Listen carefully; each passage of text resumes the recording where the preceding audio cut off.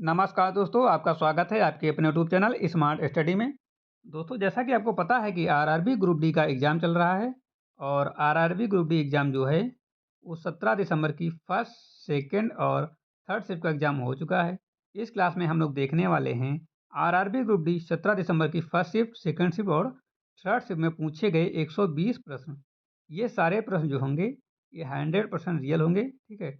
100% authentic question होंगे, जो कि एग्ज़ाम में पूछे गए हैं, ठीक है? तो हम लोग देख लेते हैं कि किस प्रकार के क्वेश्चन पूछे गए हैं। उससे पहले यदि आप लोग अभी तक स्मार्ट स्टडी यूट्यूब चैनल पर नए हैं और चैनल को सब्सक्राइब नहीं किए हैं, तो चैनल को सब्सक्राइब कर लीजिए और बेल आइकन को प्रेस कर लीजिए ताकि आने वाली वीडियो का नोटिफिकेशन सबसे पहले आपको मिल सके, ठीक है? इस क्लास को आप लोग अंत तक ज़रूर देखना क्योंकि यह क्लास जो है आरआरबी ग्रुप डी 17 दिसंबर की तीनों शिफ्ट से पूछे गए कुल 120 प्रश्न हम लोग देखने वाले हैं।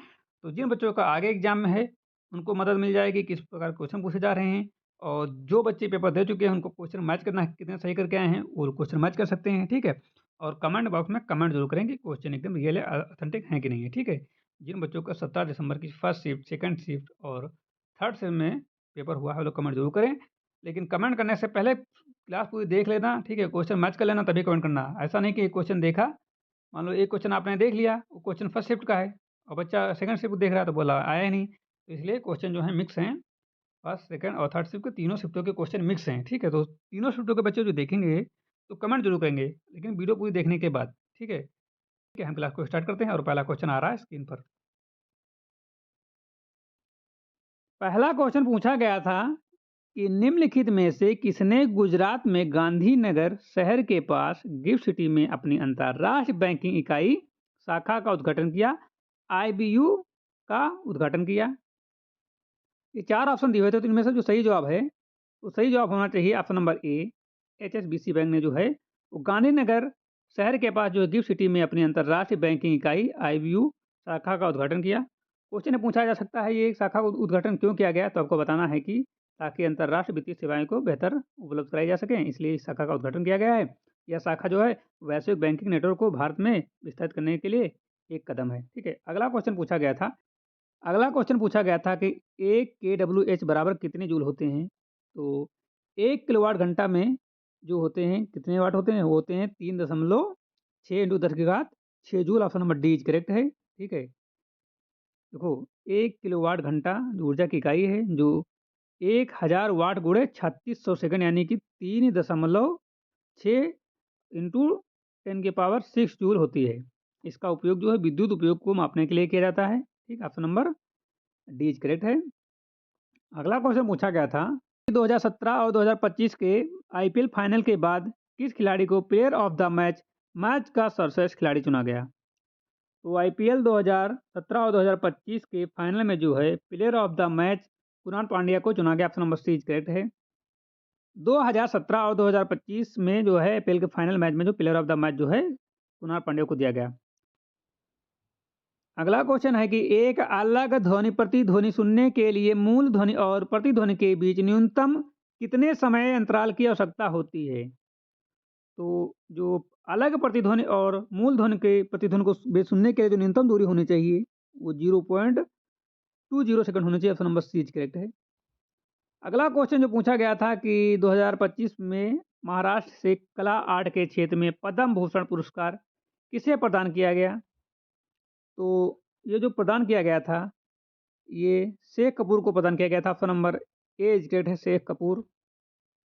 2025 में कला के क्षेत्र में महाराष्ट्र से शेख कपूर को पद्म भूषण पुरस्कार से सम्मानित किया गया। वे एक प्रतिष्ठित फिल्म निर्माता एवं निर्देशक हैं। उन्होंने भारतीय सिनेमा को अंतर्राष्ट्रीय मंच पर पहचान दिलाई। अगला क्वेश्चन है कि शुभांशु शुक्ला का एक्सियोम 4 मिशन तकनीकी और सुरक्षा कारणों से कई बार स्थगित क्यों किया गया? तो जो स्थगित करने का मेन कारण था वो था सुरक्षा तकनीकी की जांच पूरी ना हो पाना, ठीक है? ठीक है, सुरक्षा जांच पूरी ना होने के कारण स्थगित हुआ। रॉकेट प्रणालियों को सुरक्षा मानकों की जांच पूरी होने तक मिशन आगे नहीं बढ़ाया गया ताकि क्रू की सुरक्षा सुनिश्चित हो सके, ठीक है? इसलिए सही तो जो है तकनीकी एवं सुरक्षा जांच पूरी नहीं थी। ऑप्शन नंबर बी करेक्ट है, ठीक है? निम्नलिखित में से कौन सा ऊतक जीव शरीर में एक सुरक्षात्मक ऊतक है? ये 4 ऑप्शन दिए हुए हैं कि मांसपेशी ऊतक, तांत्रिक ऊतक या एपिथेलियल ऊतक या संयोजी ऊतक। इनमें से जो सही जवाब है यानी कि स्वच्छात्मक ऊतक जो है वो एपिथेलियल ऊतक है। Option number C is correct है। एपिथेलियल ऊतक शरीर की बाहरी और भीतरी सतहों को ढकता है और संक्रमण व बाहरी प्रभाव से सुरक्षा देता है। अगला क्वेश्चन पूछा गया था कि प्रधानमंत्री नरेंद्र मोदी ने हाल ही में कितनी बार बिल्ली बिग कैट प्रजातियों के संरक्षण के लिए international big cat alliance IBCA की शुरुआत की? तो 7 बार। Option number C is correct, 7 बार। ठीक है। प्रधानमंत्री नरेंद्र मोदी ने 7 बड़ी बिल्ली प्रजातियों के संरक्षण के लिए international big cats alliance IBCA की शुरुआत की। इसमें बाघ, शेर, तेंदुए और अन्य बड़ी बिल्ली प्रजातियां शामिल हैं। इसका उद्देश्य जो है इन प्रजातियों के संरक्षण और सुरक्षा को बढ़ावा देना है। अगला क्वेश्चन पूछा गया था कि पेरिस मैराथन 2025 किसने जीता? तो पेरिस मैराथन 2025 जो है वो बेनार्ड बिवार्ड ने जीता। ठीक है। और ये जो है पुरुष वर्ग का खिताब जो है बेनार्ड बिवार्ड ने जीता है। अगला क्वेश्चन जो है पूछा गया था कि रदरफोर्ड के स्वर्ण पद गोल्ड फॉयल प्रयोग में वह कौन सा कण था जो 2 बार अवशोषित होकर परमाणु परमाणु के केंद्र नाभिक से टकराता था? तो इसका जो सही जवाब है वो है अल्फा कण। ठीक, ऑप्शन नंबर बीच के अल्फा कण। रदरफोर्ड के स्वर्ण प्रयोग में अल्फा कण जो है अल्फा कण का उपयोग किया गया था और भारी सकारात्मक कण हैं जिसमें परमाणु नाभिक की संरचना का अध्ययन संभव हुआ। तो इसका सही जवाब है अल्फा कण। अगला क्वेश्चन है कि अम्ल, एसिड और धातु कार्बोनेट की बीच अभिक्रिया से क्या उत्पाद बनते हैं? तो जो बनता है जब अम्ल और धातु कार्बोनेट से अभिक्रिया करता है तब लवण और जल और कार्बन डाइऑक्साइड बनते हैं। ठीक है। कौन कौन बनते हैं? जल बनता है, कार्बन डाइऑक्साइड बनता है और क्या बनता है? लवण बनता है। तो CO2 गैस के बुलबुले भी मुक्त होते हैं। ठीक है। यह सामान्य रासायनिक अभिक्रिया का परिणाम है। ठीक है। तो ऑप्शन नंबर सी करेक्ट है, लवण, जल, कार्बन डाइऑक्साइड। ठीक है। Salt, water and carbon dioxide. अगला क्वेश्चन है कि प्रकाश के वर्ण विक्षेपण की खोज किसने की थी? प्रकाश के वर्ण विक्षेपण की खोज किसने की थी? तो प्रकाश के वर्ण विक्षेपण की खोज जो है वो आइजैक न्यूटन ने की थी। किसने की थी? आइजैक न्यूटन ने की थी। उन्होंने प्रकाश के प्रिज्म से गुजरकर उनके अलग अलग रंगों में विभाजित होता देखा। इससे वह सिद्ध हुआ कि श्वेत प्रकाश वास्तव में कई रंगों का मिश्रण है। ठीक है। अगला क्वेश्चन जो पूछा गया था, यूनेस्को द्वारा MAB man and the biosphere कार्यक्रम के 37वें सत्र के दौरान किस बायोस्फीयर रिजर्व को शामिल किया गया? तो ये जो शामिल किया गया था यूनेस्को के मैन एंड बायोस्फीयर के कार्यक्रम के 37वें सत्र के दौरान जो है शीत मरुस्थल बायोस्फीयर रिजर्व को विश्व बायोस्फीयर नेटवर्क में शामिल किया गया। और यह शामिल होने से यह क्षेत्र वैश्विक संरक्षण मानचित्र और मजबूती से उभरता है। ठीक है। यह वैश्विक संरक्षण और मानचित्र में और मजबूती से उभरता है। ठीक है। इसलिए इसका सही जवाब जो है, कौन सा सही जवाब है? सही जवाब है शीत मरुस्थल बायोस्फीयर। ऑप्शन नंबर बीच करेक्ट है। अगला क्वेश्चन है, पूछा गया था कि 2025 में किस शहर में 11,000 से अधिक अल्पसंख्यक छात्रों को कुल 6.79 करोड़ की छात्रवृत्ति प्रदान की गई? तो 2025 में प्रयागराज में 11,000 से अधिक अल्पसंख्यक छात्रों को जो है 6.79 करोड़ से अधिक छात्रवृत्ति प्रदान की गई। इसका उद्देश्य उच्च शिक्षा को प्रोत्साहित करना, आर्थिक रूप से कमजोर छात्रों की सहायता प्रदान करना था। ऑप्शन नंबर बीच करेक्ट है, प्रयागराज। अगला क्वेश्चन पूछा गया था कि खो खो 2025 नेपाल की टीम अगला क्वेश्चन पूछा गया था कि खो खो विश्व कप 2025 में नेपाल की टीम को किस देश की टीम ने हराया? तो खो खो विश्व कप 2025 में नेपाल की टीम को भारत की टीम ने हराया। भारत ने इस प्रतियोगिता में बेहतर रणनीति और मजबूत खेल प्रदर्शन से जीत हासिल की। अगला क्वेश्चन पूछा गया था यदि अगला क्वेश्चन पूछा गया था यदि किया गया कार्य अगला क्वेश्चन पूछा गया था कि यदि किया गया कार्य 600 जूल है और समय 3 मिनट का है तो शक्ति पावर कितनी होगी? न्यूमेरिकल था ये। तो शक्ति का सूत्र होता है कार्य डिवाइड बाय समय। ठीक है। शक्ति का सूत्र क्या होता है? शक्ति बराबर होता है कार्य बटे समय। तो समय बराबर 3 मिनट दिया है तो इसको सेकंड में करेंगे तो हो जाएगा 180 सेकंड। तो इसको जब 600 को 180 से भाग करेंगे तो 3.3 मिनट आ जाएगा। ऑप्शन नंबर बीच करेक्ट है। अगला क्वेश्चन पूछा गया था वेग समय वेलोसिटी टाइम ग्राफ के नीचे का क्षेत्रफल क्या दर्शाता है? वेग समय ग्राफ के नीचे का क्षेत्रफल जो है विस्थापन को दर्शाता है। ऑप्शन नंबर बीच के विस्थापन। अगला क्वेश्चन पूछा गया था कि पुरुषों की 5,000 मीटर इंडोर दौड़ में 13 मिनट की बाधा को तोड़कर नया राष्ट्रीय और एशियन रिकॉर्ड स्थापित करने वाले पहले भारतीय कौन बने? तो पुरुषों के 5000 मीटर इंडोर दौड़ में गुरवीर सिंह पहले भारतीय बने जिन्होंने 13 मिनट की बाधा को तोड़ा। अगला क्वेश्चन है गुरवीर सिंह, और अगला क्वेश्चन जो पूछा गया था कि बैटरी का प्रतीक, सिंबल ऑफ बैटरी क्या होता है? तो बैटरी का प्रतीक क्या होता है? बैटरी का प्रतीक एक लंबी और एक छोटी समांतर रेखा होती है। लंबी रेखा ध्वनि पॉजिटिव और छोटी रेखा नेगेटिव टर्मिनल को दर्शाती है या विद्युत सर्किटों में स्रोत के रूप में उपयोग होता है। ठीक है, तो इसका सही जवाब क्या होना चाहिए? इसका सही जवाब होना चाहिए एक लंबी और एक छोटी समांतर रेखा। Option number is correct. अगला क्वेश्चन है कि निम्नलिखित में से कौन सा संतृप्त हाइड्रोकार्बन है? अगला क्वेश्चन है कौन सा संकेत अम्लीय माध्यम में रंगहीन होता है और क्षारीय माध्यम में गुलाबी रंग में बदल जाता है? तो इसका सही जवाब ऑप्शन नंबर सी करेक्ट है, फिनाल फेथिलीन। ठीक है, इसका पीएच संकेत होता है जो अम्लीय माध्यम में रंगीन होता है लेकिन क्षारीय माध्यम में गुलाबी रंग देता है। ठीक है, अगला क्वेश्चन है पेट्रोलियम क्या है? क्वेश्चन ऐसे कुछ रिपीट पूछा गया था कि व्हाट इज पेट्रोलियम। तो पेट्रोलियम क्या होता है? पेट्रोलियम एक अनवरणीय संसाधन है क्योंकि यह लाखों वर्षों में बनते हैं और बनने वाला प्राकृतिक ईंधन है और एक बार उपयोग होने पर पुनः उपलब्ध नहीं होता है। यह जीवाश्म ईंधन का महत्वपूर्ण स्रोत है। तो इसका सही जवाब जो होना चाहिए आणविकरण संसाधन। अगला क्वेश्चन पूछा गया था असम में अन्नपूर्णा योजना का उद्देश्य क्या है? तो असम में अन्नपूर्णा योजना का मुख्य उद्देश्य जो है वरिष्ठ और निराश्रित नागरिकों को मुफ्त खाद्यान्न चावल प्रदान करना है। पीड़कनाशी की सबसे अधिक सांद्रता किसमें होती है? तो पीड़कनाशी की सबसे अधिक सांद्रता जो होती है वो चील में होती है। Option number D is correct है, चील में। जैव आवर्धन में खाद्य श्रृंखला के शीर्ष पर सांद्रता बढ़ती है। चील शीर्ष उपभोक्ता है इसलिए उसमें सबसे अधिक पीड़कनाशी जमा होती है। यह पर्यावरणीय खतरा है इसलिए सही ऑप्शन चील है। अगला क्वेश्चन है क्रिस्टलीय पदार्थ कौन सा है? Which substance is crystalline? इसका जो सही जवाब है वो है तीनों। ठीक है, नमक, चीनी और रेत जो सभी क्रिस्टलीय हैं। तो रेत में क्वार्टज क्रिस्टल होते हैं। नमक का जालक संरचना होती है। चीनी में नियमित क्रिस्टल बनाती है इसलिए तीनों ऑप्शन सही हैं। अगला क्वेश्चन है प्राकृतिक पारिस्थितिकी तंत्र का उदाहरण क्या है? प्राकृतिक पारिस्थितिकी तंत्र का उदाहरण क्या है? ऑप्शन है वन, हाइड्रोफिनिक कृषि, मछली टैंक, ग्रीन हाउस। तो इसका सही जवाब है वन प्रकृति द्वारा स्वयं निर्मित होता है। इसमें मनुष्य का हस्तक्षेप नहीं होता है। पौधे, जानवर और सूक्ष्म जीव मिलकर काम करते हैं इसलिए ये प्राकृतिक पारिस्थितिकी तंत्र है। सही है। ठीक है, अगला क्वेश्चन है कैल्शियम क्लोराइड का आणविक द्रव्यमान कितना होता है? What is the molecular mass of CaCl2? तो इसका जो होता है ये होता है 111 ग्राम पर मोल। ठीक है, कैल्शियम का परमाणु द्रव्यमान 40 होता है, क्लोरीन का 35.5 होता है। कैल्शियम 1 है, क्लोरीन 2 है, तो 40 + 71 = 111। ठीक है, अगला क्वेश्चन है प्रतिध्वनि सुनने के लिए न्यूनतम समय कितना होना चाहिए? कितना समय होना चाहिए? तो प्रतिध्वनि सुनने के लिए 0.10 सेकंड होना चाहिए।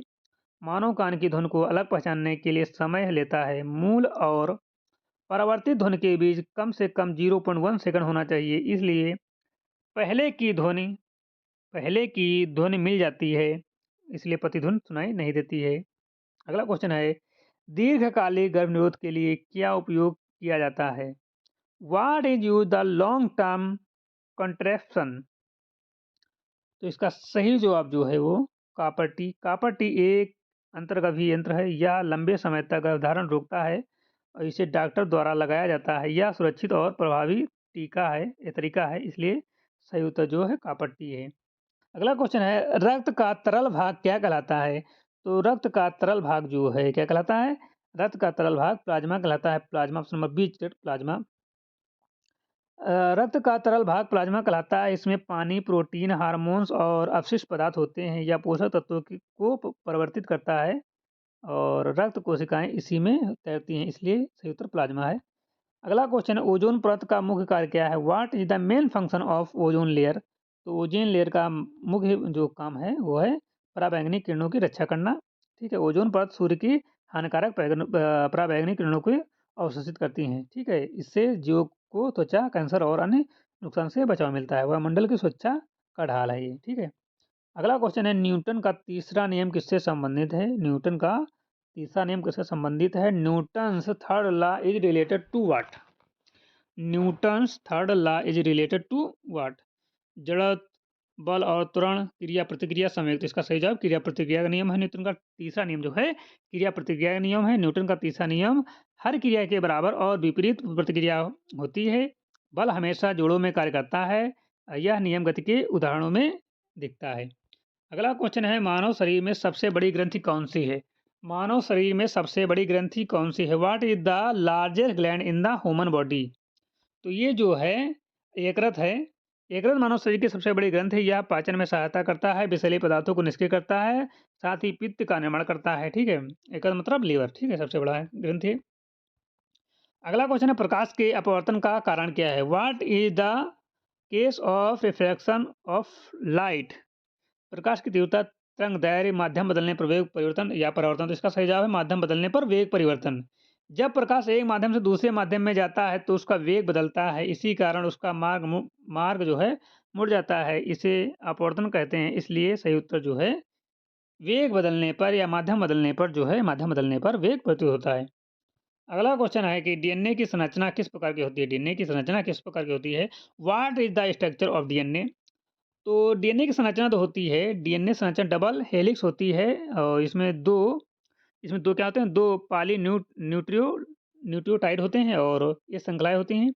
वाटसन और क्रिक ने इसकी खोज की थी। यह आनुवंशिक की जानकारी वहन करती है। अगला क्वेश्चन है, वाष्पीकरण की दर किससे बढ़ती है? तो वाष्पीकरण, evaporation rate increase which what? तो इवेपोरेशन जो होता है वो ताप बढ़ने से बढ़ता है। तापमान बढ़ने पर कणों की गतिज ऊर्जा बढ़ती है, इससे वे आसानी से वाष्प में बदलते हैं, इसलिए वाष्पीकरण की दर बढ़ जाती है। ठीक है, अगला क्वेश्चन है, पौधों में जल का परिवहन किस ऊतक द्वारा होता है? पौधों में जल का परिवहन किस ऊतक द्वारा होता है? Which tissues transport water in plants? Phloem, xylem, cambium और एपिडर्मिस। तो इसका सही जवाब है जाइलम। जाइलम ऊतक जल और खनिज लवणों का परिवहन करता है। यह जड़ों से पत्तियों तक पहुंचता है।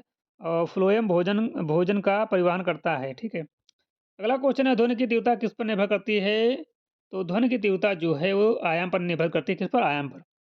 ध्वनि की तीव्रता तरंग के आयाम पर निर्भर करती है। अधिक आयाम होने पर ध्वनि तेज सुनाई देती है। आवृत्ति से स्वर निर्धारित होता है। ठीक है, अगला क्वेश्चन है कि पृथ्वी का सबसे आंतरिक भाग क्या कहलाता है? What is the innermost part of the earth called? पृथ्वी का सबसे आंतरिक भाग क्या कहलाता है? तो पृथ्वी का सबसे आंतरिक भाग जो कहलाता है आंतरिक कोर कहलाता है। पृथ्वी की संरचना 3 भागों में होती है। सबसे अंदर आंतरिक कोर होता है। यह अत्यधिक गर्म और ठोस होता है। मुख्यतः लोहा और निकेल होते हैं, इसलिए सही उत्तर जो है आंतरिक कोर है। अगला क्वेश्चन है, मानव नेत्र में किस भाग से प्रकाश प्रवेश करता है? तो throat which part does light enter the human ear? तो जो पुतली से होता है। प्रकाश सबसे पहले पुतली से आंखों में प्रवेश करता है। आयरिस पुतली का आकार नियंत्रित करता है। रेटिना पर प्रतिबिंब बनाता है। ठीक है, अगला क्वेश्चन है, श्वसन में ऑक्सीजन का उपयोग किस लिए होता है? तो श्वसन में ऑक्सीजन का उपयोग जो होता है वो ऊर्जा उत्पादन के लिए होता है। ऑक्सीजन की सहायता से ग्लूकोज का ऑक्सीकरण होता है, इससे ऊर्जा निकलती है। यह ऊर्जा शरीर की सभी क्रियाओं में उपयोग होती है, इसलिए सही उत्तर जो है ऊर्जा उत्पादन। अगला क्वेश्चन है, धातु की विद्युत चालकता का कारण क्या है? What cases electrical conductivity in metals? तो इसको जो होता है ये मुक्त इलेक्ट्रॉनों के कारण होता है। धातु के मुक्त इलेक्ट्रॉन होते हैं, ये आसानी से प्राप्त हो जाते हैं, इसी कारण धातुएं विद्युत की अच्छी चालक होती हैं। ठीक है, इसलिए सही उत्तर जो है मुक्त इलेक्ट्रॉन है। प्रकाश संश्लेषण में ऑक्सीजन कहाँ प्राप्त होती है?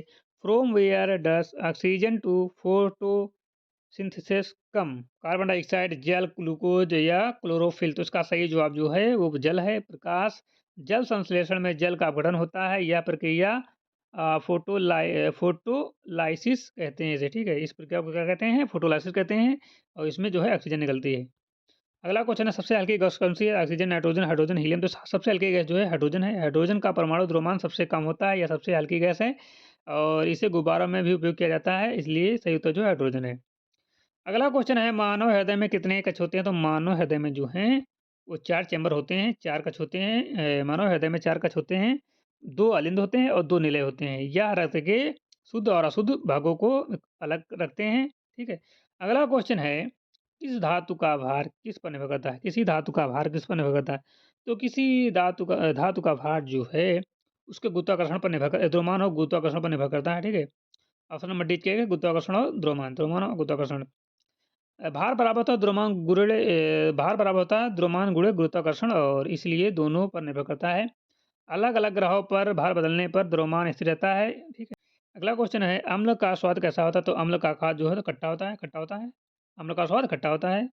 अम्लों का स्वाद खट्टा होता है, नींबू और सिरका इसके उदाहरण है। इसकी सामान्य पहचान इसी से होती है कि हल्कापन से। अगला क्वेश्चन है, गति का एसआई मात्रक क्या है? तो गति का एसआई मात्रक जो है मीटर पर सेकंड है, ठीक है। गति जो दूरी बटे समय होती है, इस एसआई मात्रक जो होता है सेकंड होता है, ठीक है। अगला क्वेश्चन है, पौधों में भोजन का परिवहन किसके द्वारा होता है? पौधों में भोजन का परिवहन किसके द्वारा होता है? पौधों में भोजन का परिवहन जो है फ्लोएम द्वारा होता है। फ्लोएम ऊतक पत्तियों में बने भोजन को पूरे पौधों में पहुंचाता है। यह द्विदिशीय परिवहन होता है। जैलम जल की परिवहन करता है। अगला क्वेश्चन है, मानव मस्तिष्क का कौन सा भाग संतुलन बनाए रखता है? मानव मस्तिष्क का कौन सा भाग संतुलन बनाए रखता है? तो ये जो सेरिब्रम होता है, सेरिब्रम, तो सेरिबेलम शरीर के संतुलन और मांसपेशियों के समन्वय पर कार्य करता है। चलना, दौड़ना, खड़े रहना इसके द्वारा नियंत्रित होता है। यदि यह क्षतिग्रस्त हो जाए तो संतुलन बिगड़ जाता है, ठीक है। अगला क्वेश्चन है कि ऊष्मा का एसआई मात्रा क्या है? What is the SI unit of heat? Heat की एसआई यूनिट क्या है? कैलोरी, जूल, वाट, केल्विन। तो इसका सही जवाब है जूल है। ऊष्मा ऊर्जा की एक रूप है। ऊर्जा का एसआई मात्रक जूल होता है। कैलोरी पुराना मात्रक है, इसलिए सही उत्तर जूल है। अगला क्वेश्चन है, मानव शरीर में सबसे छोटी हड्डी कौन सी होती है? तो मानव शरीर में जो सबसे छोटी हड्डी होती है वो स्टेपस होती है। कौन सी होती है? स्टेपस होती है। स्टेप्स हड्डी कान में पाई जाती है। यह ध्वनि तरंगों के संचरण में सहायता करती है। मानव शरीर की सबसे छोटी हड्डी है यह, ठीक है। अगला क्वेश्चन है, श्वसन के दौरान ऑक्सीजन का परिवहन किसके द्वारा होता है? तो श्वसन के दौरान ऑक्सीजन का परिवहन जो है हीमोग्लोबिन के द्वारा होता है। हीमोग्लोबिन लाल रक्त कणों में पाया जाता है। यह ऑक्सीजन ऑक्सीजन से मिलकर ऑक्सी ऑक्सी हीमोग्लोबिन बनाता है। इससे ऑक्सीजन पूरे शरीर में पहुंचती है। अगला क्वेश्चन है, न्यूटन का प्रथम नियम किससे संबंधित है? न्यूटन का प्रथम नियम जो संबंधित है वो जड़त्व से संबंधित है। न्यूटन का प्रथम नियम जड़त्व का नियम है कहलाता है। यह बताता है किसी वस्तु अपनी अवस्था बदलने पर विरोध करती है, बिना बाहरी बल की गति में परिवर्तन नहीं होता है। अगला क्वेश्चन है कि वायु में ध्वनि का वेग लगभग कितना होता है? तो वायु में जो है ध्वनि का वेग लगभग होता है 340 मीटर पर सेकंड होता है। सामान्य तापमान पर वायु में ध्वनि का वेग लगभग 340 मीटर पर सेकंड होता है, और तापमान बदलने पर थोड़ा बदल सकता है। पौधों में गैसों का आदान प्रदान किसके द्वारा होता है? पौधों में गैसों का आदान प्रदान किसके द्वारा होता है? तो पौधों में जो है गैसों का आदान प्रदान जो होता है वो स्टोमाटा से होता है। स्टोमाटा पत्तियों की सतह पर पाए जाते हैं। इनके द्वारा ऑक्सीजन और कार्बन डाइऑक्साइड आदान प्रदान होता है। ये वाष्पोत्सर्जन में भी सहायक होते हैं। अगला क्वेश्चन है, धातु का जंग लगना किस प्रकार की अभिक्रिया है? तो धातु का जंग लगना जो है ऑक्सीकरण कहलाता है। जंग लगने में लोहे का ऑक्सीजन से संयोग होता है। यह एक धीमी ऑक्सीकरण प्रक्रिया है। इसमें लोहे का क्षय होता है। अगला क्वेश्चन है, विद्युत धारा का एसआई मात्रक क्या है? What is the SI unit of electric current? तो विद्युत धारा का एसआई मात्रक जो होता है वो एम्पियर होता है। विद्युत धारा का एसआई मात्रक एम्पियर होता है। इसे एमीटर से मापा जाता है। विद्युत की मूल राशियों में से एक है, ठीक है। अगला क्वेश्चन है, मानव शरीर में रक्त का थक्का जमने में कौन सा घटक सहायक होता है? तो मानव शरीर में रक्त का थक्का जमने में जो है प्लेटलेट्स जो होता है वो सहायक होता है। प्लेटलेट्स रक्त का थक्का जमने में सहायक होते हैं। चोट लगने पर ये रक्त स्राव रोकते हैं। इनकी कमी से अधिक रक्त स्राव हो सकता है।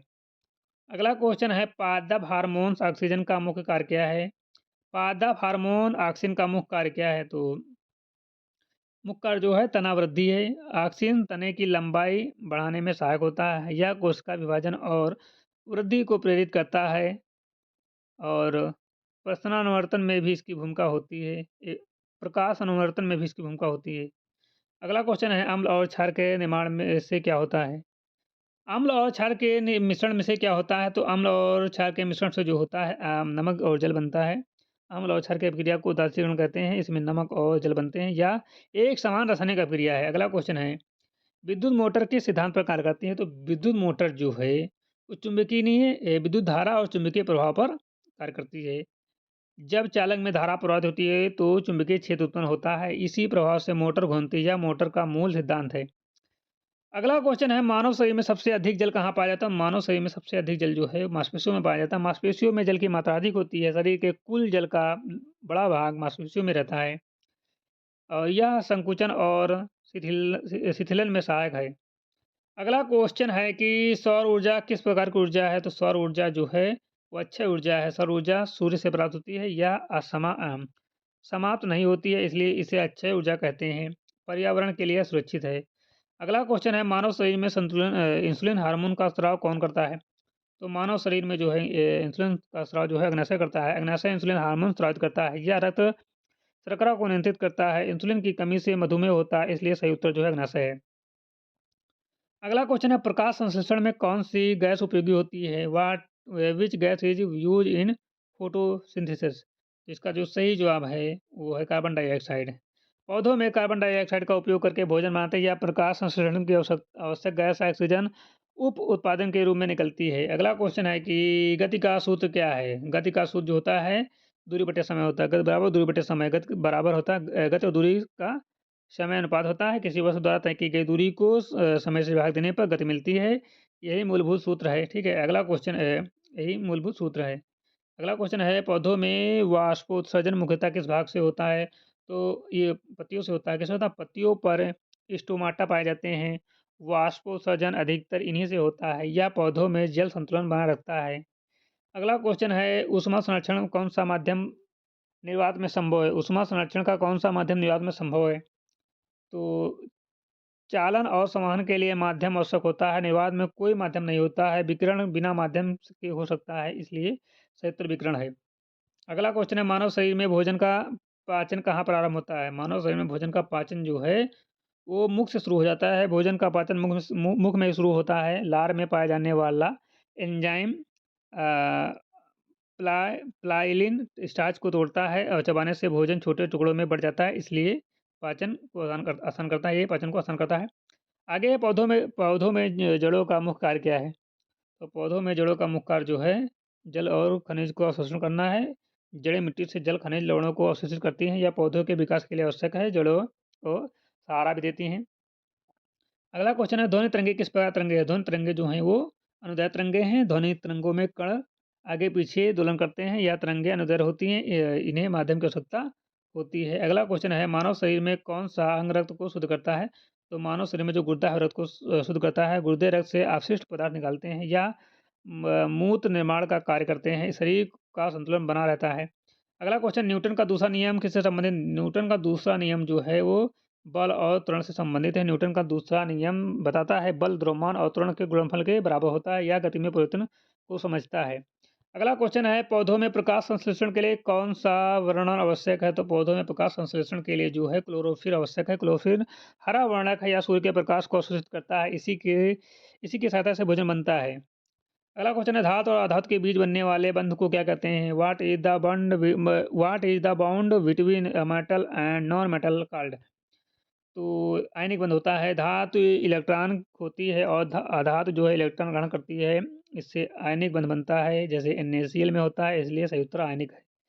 अगला क्वेश्चन है कि विद्युत बल्ब में फिलामेंट किस धातु का बना होता है? तो विद्युत बल्ब में जो फिलामेंट बना होता है वो टंगस्टन का बना होता है। टंगस्टन का गलनांक बहुत अधिक होता है या उच्च ताप पर नहीं पिघलता, इसलिए बल्ब के फिलामेंट में इसका उपयोग होता है। अगला क्वेश्चन है, मानव रक्त का लाल रंग किसके कारण होता है? तो मानव रक्त का लाल रंग जो है वो हीमोग्लोबिन के कारण होता है। हीमोग्लोबिन में लौह तत्व होता है, ऑक्सीजन से मिलकर रक्त को लाल कर रंग देता है। इसकी कमी से एनीमिया होती है। अगला क्वेश्चन है कि पृथ्वी के वायुमंडल में सबसे अधिक पाई जाने वाली कौन सी गैस है? तो पृथ्वी के वायुमंडल में सबसे अधिक नाइट्रोजन गैस पाई जाती है और पृथ्वी के वायुमंडल में लगभग 78% नाइट्रोजन होती है, सबसे अधिक मात्रा में पाई जाती है। अगला क्वेश्चन है कि पादप कोशिका में कौन सा अंग केवल पाया जाता है? तो ये क्लोरोप्लास्ट जो होता है, क्लोरोप्लास्ट केवल पादप कोशिकाओं में पाया जाता है। इसमें क्लोरोफिल होता है, यही प्रकाश संश्लेषण से होता है। अगला क्वेश्चन, मानव शरीर में सबसे लंबी हड्डी कौन सी होती है? तो मानव शरीर में सबसे लंबी हड्डी जो होती है फीमर होती है। कौन सी होती है? फीमर होती है। फीमर जंग की हड्डी होती है, शरीर की सबसे लंबी और मजबूत हड्डी है। यह चलने में सहायक होती है, इसलिए सही उत्तर फीमर है। अगला क्वेश्चन है कि गति का ग्राफ दूरी समय में सीधी रेखा है तो गति कैसी होगी?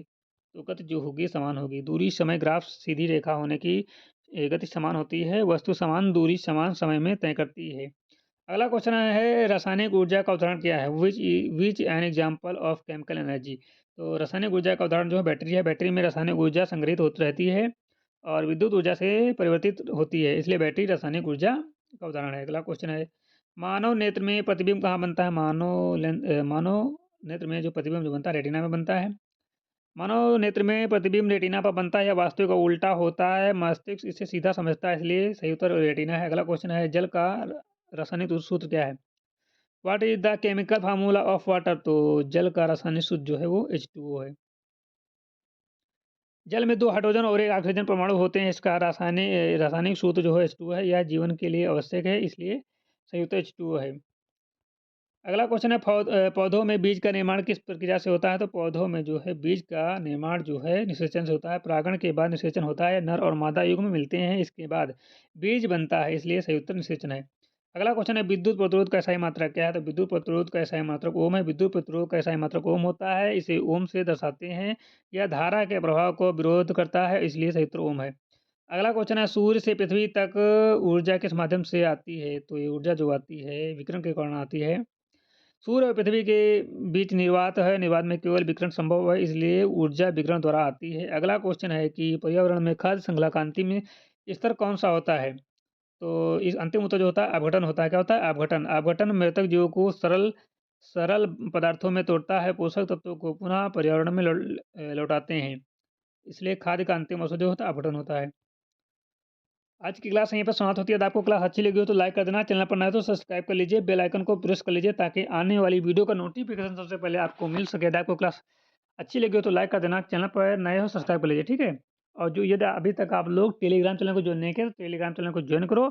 वहाँ पर जो है क्वेश्चन आप लोग शेयर कर सकते हो ताकि आगे बच्चों की मदद की जा सके। धन्यवाद, मिलते हैं नई क्लास में, तब तक के लिए जय हिंद।